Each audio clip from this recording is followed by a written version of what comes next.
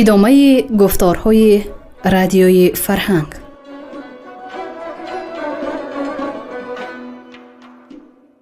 شنونده های عزیز، به توجه شما خوانش بدیعی از روی داستان‌های گرشاسب‌نامه اسدی طوسی در قرائت هنرپیشه شاه مراد ایوبوف.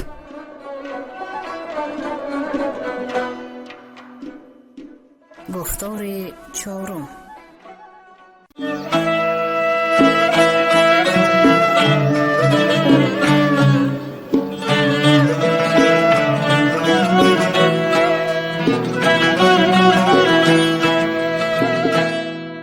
رفتن گرشاسب به نزد ضحاک.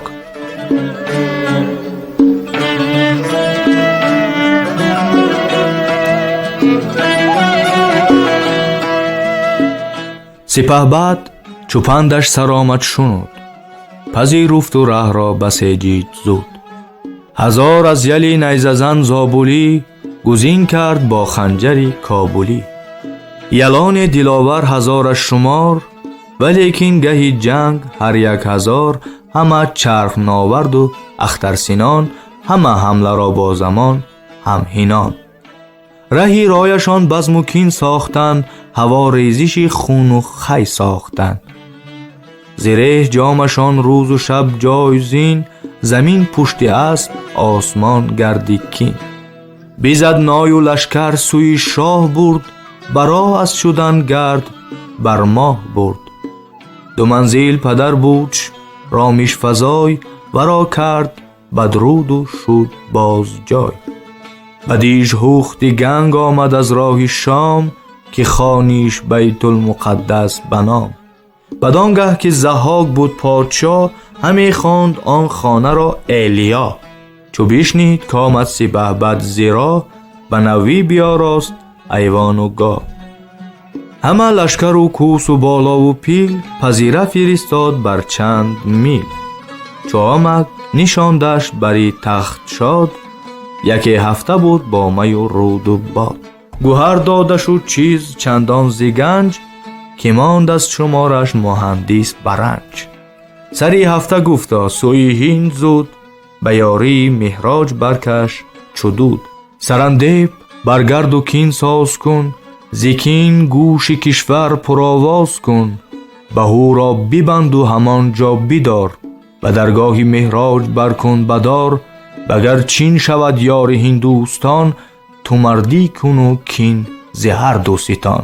گرت گنج باید به تن رنج بر، که در رنج تن یابی از گنج بر. بفرمودم تا به دریا کنار، بیارند کشتی دوباره هزار. مهان پوششی لشکر و خرد و سان، به هر منزل پیش آرند باز. چو 300,000 از یلانان سترگ، گزیدم دلاور سپاه بزرگ. گوی پهلوان گفت چندین سپاه، نباید که دشخوار و دور است راه. مرا لشکر کازمون کردم، همین بس که از زابل آوردم. سپاه است و ساز است و مردان مرد، دیگر کاری بخت است و روزی نبرد. کی نامور گفت کی جنگ جوی، بدین لشکر آنجا شدن نیست روی. که دارد بهو گرد ریزنده خون، دوباره هزاران هزاران فزون. به لشکر بود نام و نیروی شاه، سپهبد چی باشد چون ابد سپاه. ز گنج آنچه باید همه بار کن، گران لشکر را به خود یار کن. دل از دیری کار غمگین مدار، تو نیکی طلب کن نزودی ز کار. سپهبد کنارنگ گردانی گرد، 12,000 از یلان برشمرد. گزیده همه کار دیده گوان، سری هر هزار یک پهلوان. به هر 100 سوار درفش دیگر، دگرگونه ساز و سلیح و سپر. از آن نیزداران زاول گروه، بیاراست زیبا سپاه چکو. کمند و کمان دادشان سازی جنگ، زره زیر و زفسر چرمی پلنگ. ز بهر نشان بسته بر نیزه موی، به پولاد یک لخت پوشیده روی. هیون دو کوه دیگر 6,000، همه بارشان آلت کارزار.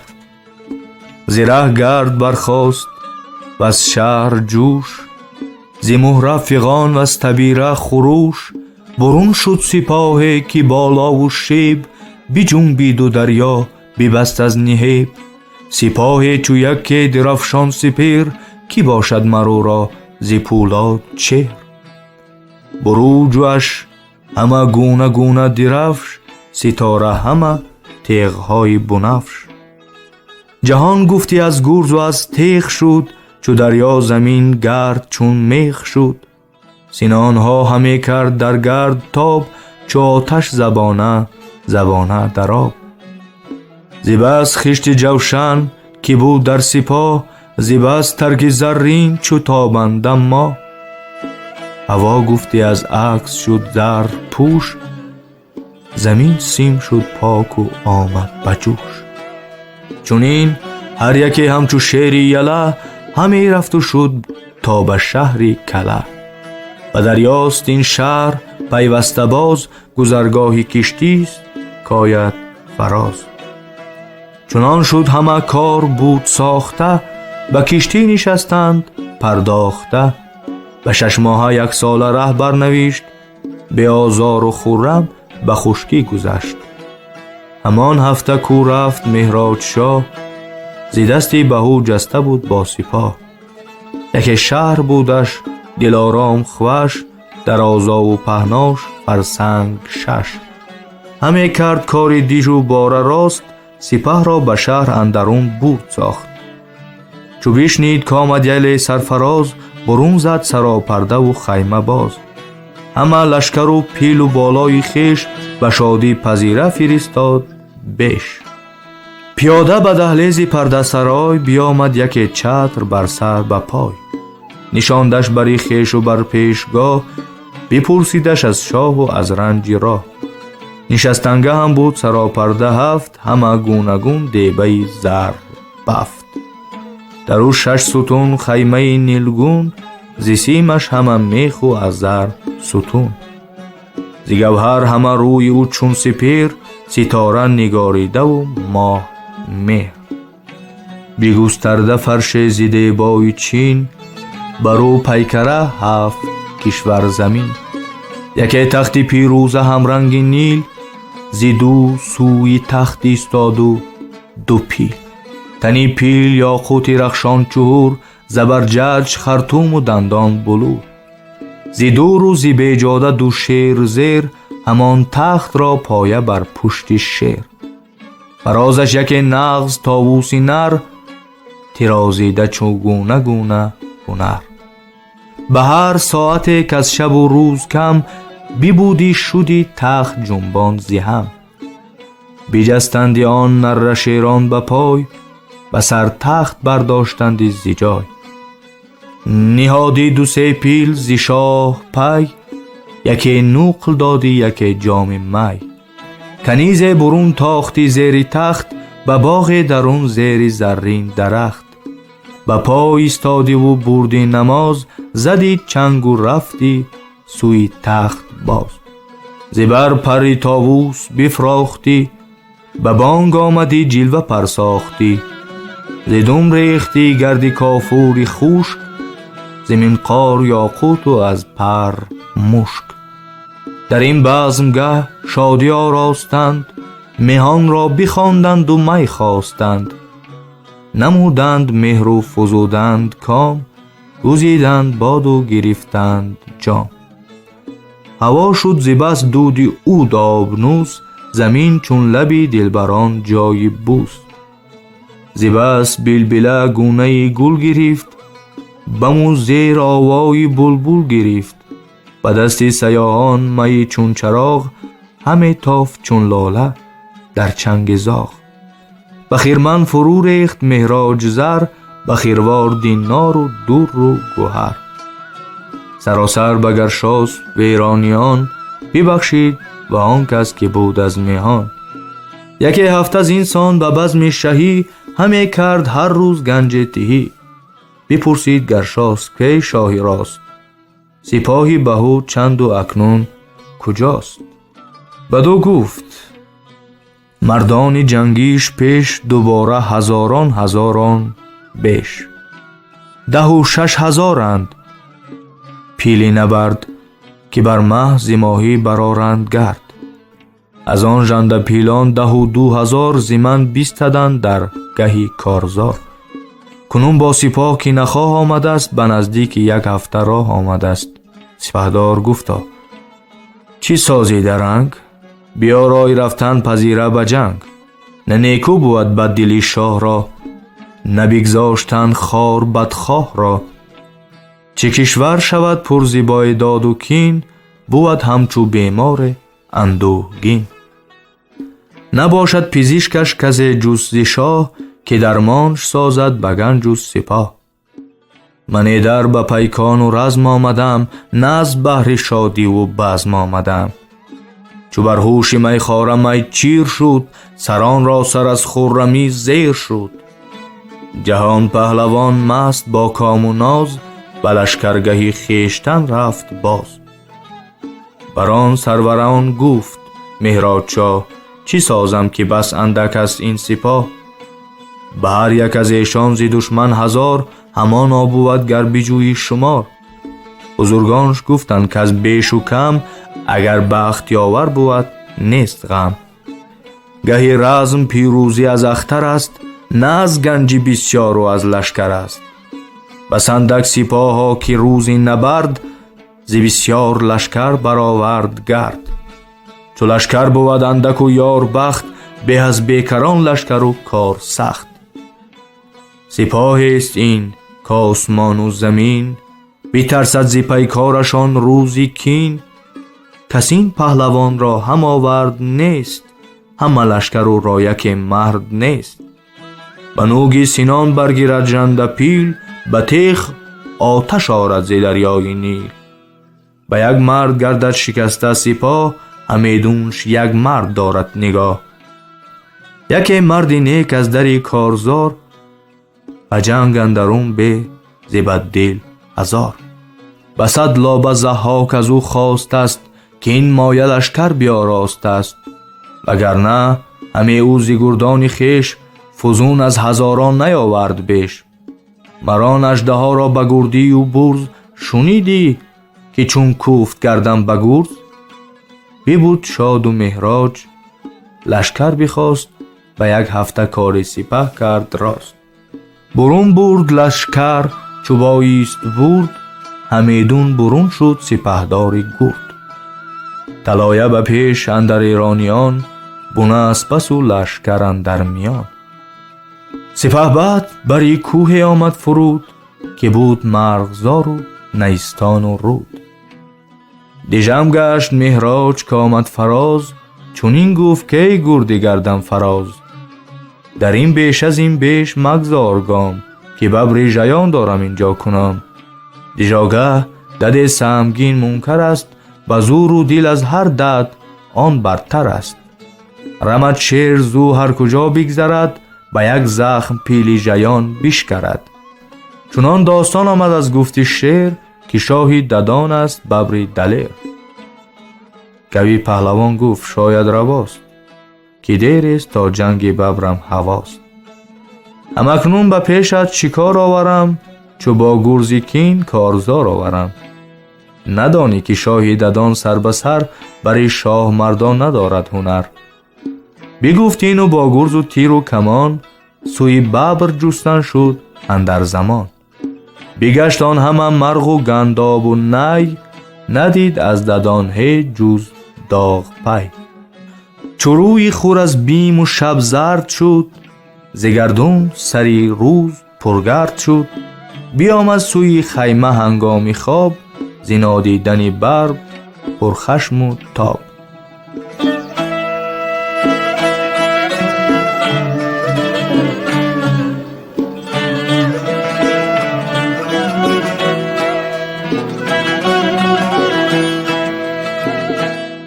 جنگ گرشاسپ با ببر ژیان.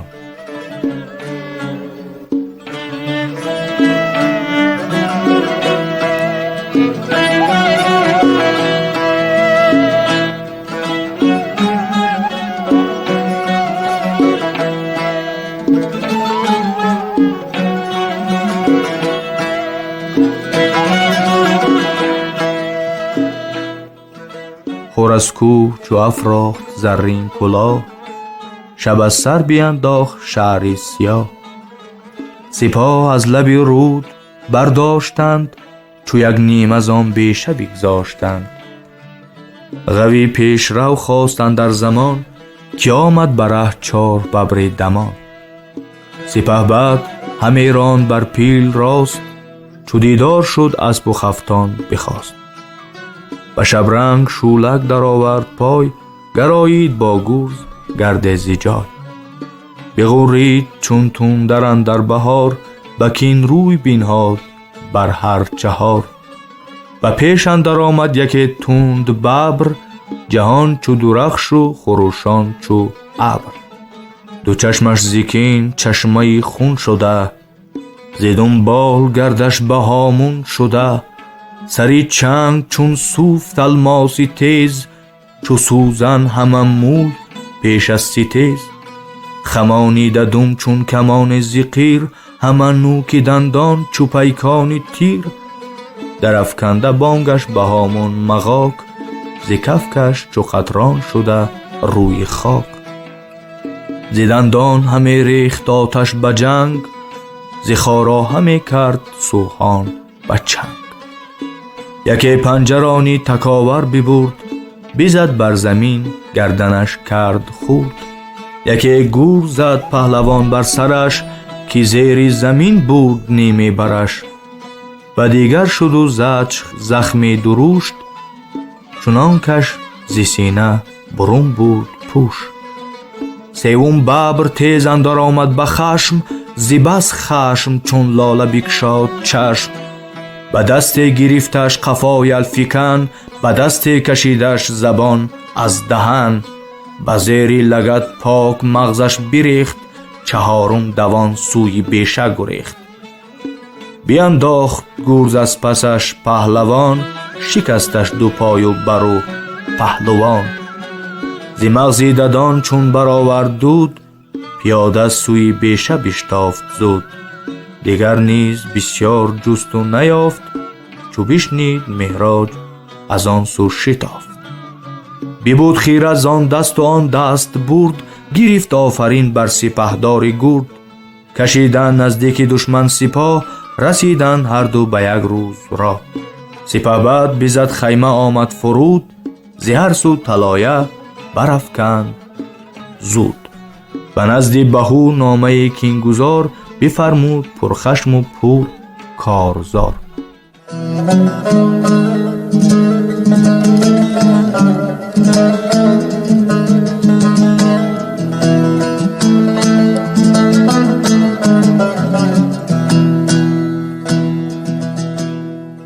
نامه فرستادن گرشاسپ به نزد بهو.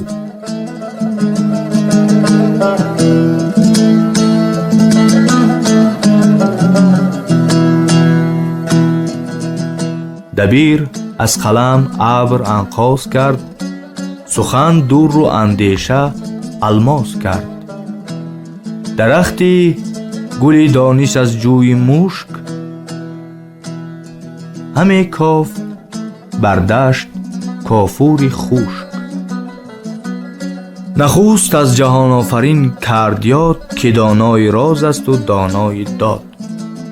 جهان زوست پرپیکری خوب و زیشت، روان را تنو داد و تن را سریشت. ز خورشید مر روز را مایه کرد، شبی قیرگون خاک را سایه کرد.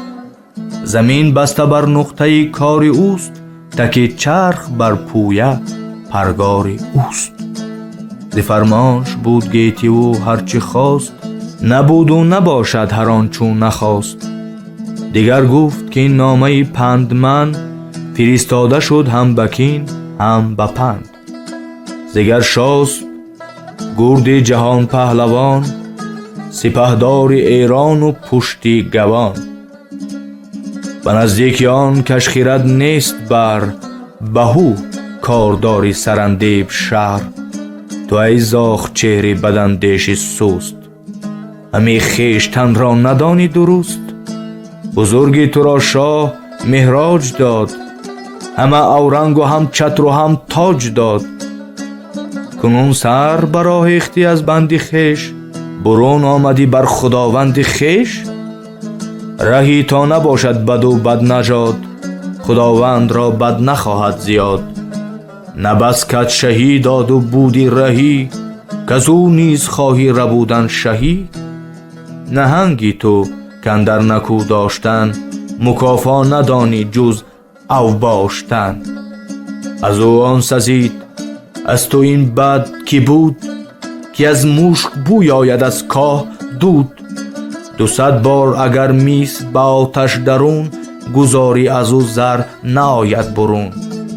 کنون من بدان آمدم با سپاه، که آیی به درگاهی مهراج شاه. و پوزش کنی بیگناهی درست، همان بنده باشی که بودی نخست. بیاندازی این تیغ و تندی زی دست، بپیچی اینان از بلندی به پست. وگر نایی و کینه خواهی کنی، نباشی رهی طعم شاهی کنی. یکی شاه گردانمد تیره بخت، که کرگس بود تاجت و دار تخت. زبر جایت از سنگ باران کنم، نثارت خدنگی سواران کنم. یکی جامه پوشمت بی پود و تار، که گردش بود پیکر و خون نگار. سپیرر کند خویشتن مغفرت، همون نرهد از تیغ من هم سرت. یلانند با من که گاهی ستیز، بود نزدشان مرگ به از گریز. و شمشیر از بیش شیر آورند، و پیکان ما از چرخ زیر آورند. نتابند روی از نبردندکه، 1000 از شما گرد و زیشان یکی. به جنگ شما خود نباید کسم، که من با شما پاک تنها بسم. زمانه بگردد ز من در نبرد، از آن پیش کش بگویم از راه گرد. کنون زیند و بگزین یکی ناگزیر، اگر بندگی کردنر داروگیر. فرستاده و نامه هم در زمان، فرستاد به هندوی ترجمان. به او نامه چون دید شد پرسی تیز، زبان را به دشنام بکشاد تیز. سری ترجمان کند و بردار کرد، به سیلی فرستاده را خار کرد. بدو گفت مهراج را شو بگوی، دیگر باره باز آمدی جنگجوی. به خورشید و دینی بوتانی نخوست، به گور و پی آدم و بوم و روست. که بر خون برانم کتو افسرت، برم زی سرنده بیتن سرت. همه لشکر انگیز از ایران کنی، برو به همه جنگ شیران کنی. ببین بر سینان کرده سرشان کنون، تنفکنده در پای پیلان نگون. زیگر شاس گفتار دارم دریغ، زی من پاسخش نیست جز گرز و تیغ. فرستاده شد و هرچی دیدی شنید، نمود و بگفت آنچه بر وی رسید. سپهبد برآشفت و زد طبل جنگ، سپه ران تا نزد بدخواه تنگ.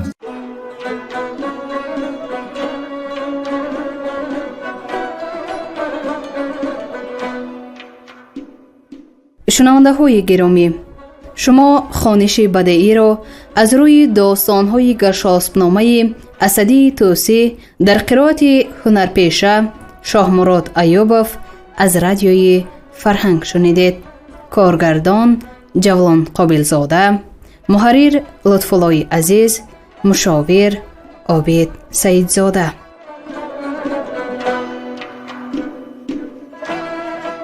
پایان گفتار 4.